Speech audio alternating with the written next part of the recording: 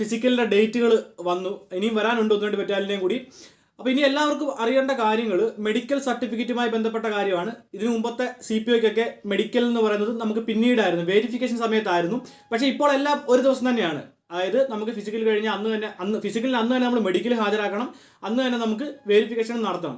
Verification നമുക്ക് അന്ന് ചെയ്തില്ലെങ്കിൽ സമയം കിട്ടും, അത് വേറൊരു കാര്യം. പക്ഷേ എല്ലാവർക്കും സംശയം ഈ മെഡിക്കലിൻ്റെ ഫോർമാറ്റ് എവിടെ നിന്ന് കിട്ടുമെന്നാണ്. എല്ലാവരും മെസ്സേജ് അയക്കുന്നു, മെഡിക്കലിൻ്റെ ഫോർമാറ്റ് ഉണ്ടോ? മെഡിക്കൽ സർട്ടിഫിക്കറ്റ് നമുക്ക് കിട്ടുന്നത് PSCയുടെ സൈറ്റിൽ നിന്നാണ്. അപ്പോൾ നമ്മൾ ജസ്റ്റ് ഒന്ന് സെർച്ച് ചെയ്യുക, Kerala PSC medical certificate format ഒന്ന് സെർച്ച് ചെയ്ത് കഴിയുമ്പോഴേക്കും നമുക്കൊരു ഇത് കിട്ടും. ഞാനിവിടെ കാണിക്കാം, സ്ക്രീനിൽ കാണിക്കാം. അവിടെ കയറി നോക്കിയാൽ നമുക്ക് കാണാൻ സാധിക്കും PSCയുമായി ബന്ധപ്പെട്ട എല്ലാ തസ്തികയുടെയും മെഡിക്കൽ സർട്ടിഫിക്കറ്റുമായി ബന്ധപ്പെട്ട ഫോർമാറ്റ് അവിടെ കിടപ്പുണ്ട്.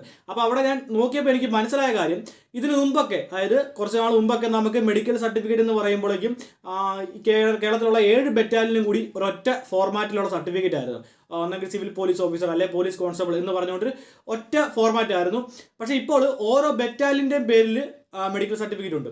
അത് എങ്ങനെ മനസ്സിലാക്കിയെന്ന് വെച്ച് കഴിഞ്ഞാൽ നമുക്ക് KP2 ആണെങ്കിൽ KP2 ആ മെഡിക്കൽ സർട്ടിഫിക്കറ്റിൽ KP2 എന്ന് ബറ്റാലിയൻ എന്ന് തന്നെ പ്രത്യേകം എടുത്ത് പറഞ്ഞിട്ടുണ്ട്. അതുപോലെ KP1 നമുക്ക് സ്ക്രീനിൽ കാണിക്കാം, സ്ക്രീനിൽ കാണുമ്പോൾ നിങ്ങൾക്ക് മനസ്സിലാവും KP1, KP2, KP4 അങ്ങനെ ഓരോ ബറ്റാലിയൻ്റെയും പേര് പറഞ്ഞിട്ട് മെഡിക്കൽ സർട്ടിഫിക്കറ്റ് സൈറ്റിൽ അപ്ലോഡായി കിടപ്പുണ്ട്. അപ്പോൾ അതാണ് നമ്മൾ ഡൗൺലോഡ് ചെയ്യേണ്ടത്.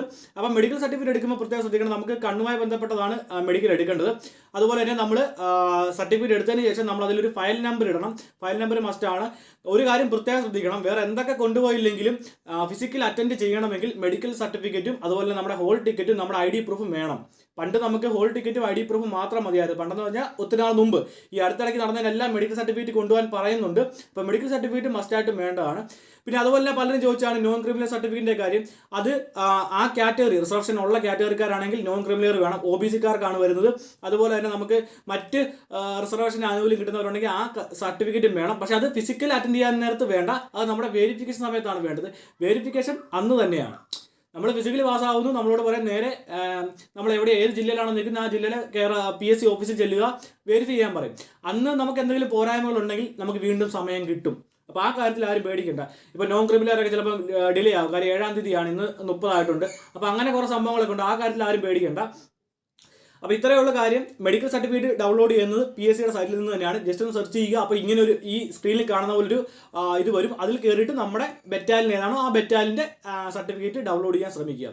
ഇത്രയും കാര്യങ്ങളേ ഉള്ളൂ. മറ്റെന്തെങ്കിലും സംശയം ഉണ്ടെങ്കിൽ തീർച്ചയായിട്ടും വീഡിയോയ്ക്ക് കമൻറ്റ് ചെയ്യുക. കാര്യം ഒത്തിരി മാറ്റങ്ങൾ വരുന്നുണ്ട് കേട്ടോ. പണ്ട് ഇങ്ങനെയൊന്നും അല്ലായിരുന്നു, നല്ല രീതിയിലുള്ള മാറ്റങ്ങൾ വരുന്നുണ്ട്. അപ്പോൾ അതുകൊണ്ട് തന്നെയും നമ്മളും പല കാര്യങ്ങളും അറിഞ്ഞ് വരുന്നുള്ളൂ. അപ്പോൾ എന്തെങ്കിലും സംശയം ഉണ്ടെങ്കിൽ തീർച്ചയായിട്ടും വീഡിയോയ്ക്ക് കമൻറ്റ് ചെയ്യുക.